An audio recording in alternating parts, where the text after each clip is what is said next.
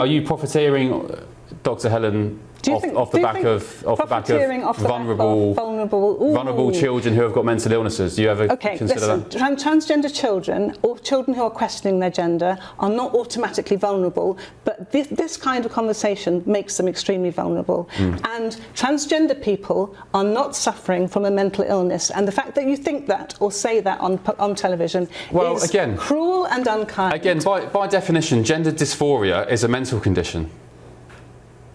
Do you mean a mental illness, or are you saying that? I think it's a mental illness. Yeah, it's a mental illness. Do you know one day you will have a transgender person in your life, and you'll look back on this conversation. I don't think I will, especially not a child, because I'll tell my child, as I told Zach, my 2-year-old, he's a sweetheart. I'll say, do that. Zach, I love you, my boy. But today you're not Batman, you're not Spider-Man, you're not a girl today. And we've moved on. He's not mentioned it since. And I think if more people did that, instead of open, exactly, he's 2 years old.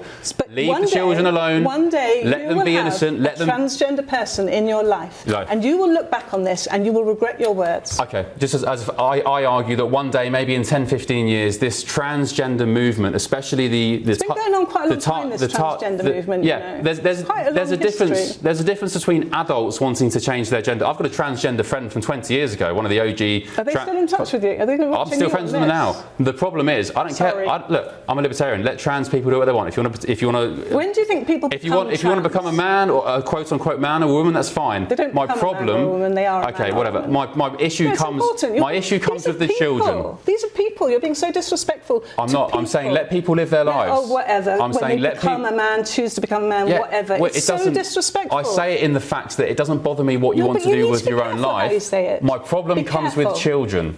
But when do you think transgender adults become transgender? Do you think it happens at 18, or do you think it actually is their identity from within them, from whenever they were conceived or born? I actually think you're very dangerous. I think you're taking God-given children who are innocent, who should be left to enjoy the fruits of life and the wonder and amazement of life, and people like you and your husband who has been struck off for recklessly pumping children, or at least referring children for hormones, dangerous levels of testosterone, which they shouldn't have been given in the first place without proper medical diagnoses or review in the first place. I think you're very dangerous, and actually I'd say borderline evil.